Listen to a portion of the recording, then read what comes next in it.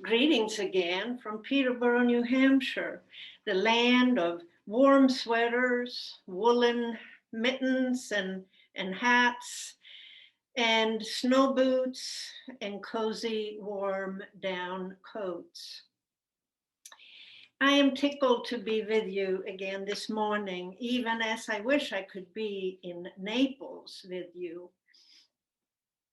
It would be a nice escape from the constant cold, snow, and ice up here in New England.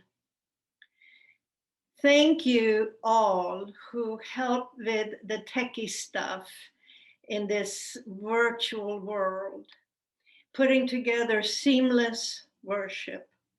I want to especially thank Leona Neal, Joanne Swank, and Patty Bryan for serving as worship leaders. And thank you, Stu, for your wonderful touch with music and the piano, and Steve Espinosa for leading us in singing together. Thank you. Last Sunday, I spoke about coming to the US as an immigrant and learning about slavery, race, and racism.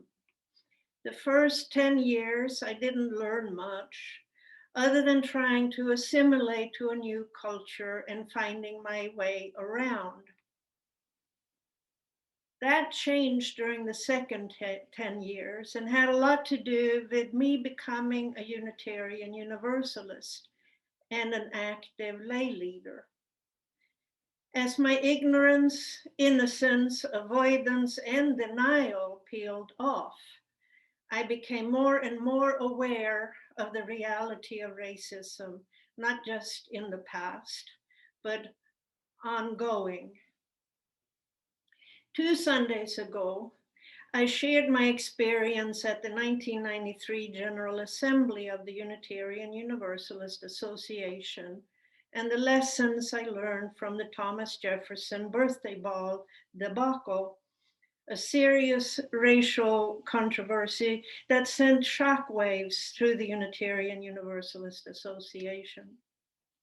Today, my focus turns toward a broader look at our faith tradition and 3 major racial controversies. But first, here is a tidbit from our Unitarian past.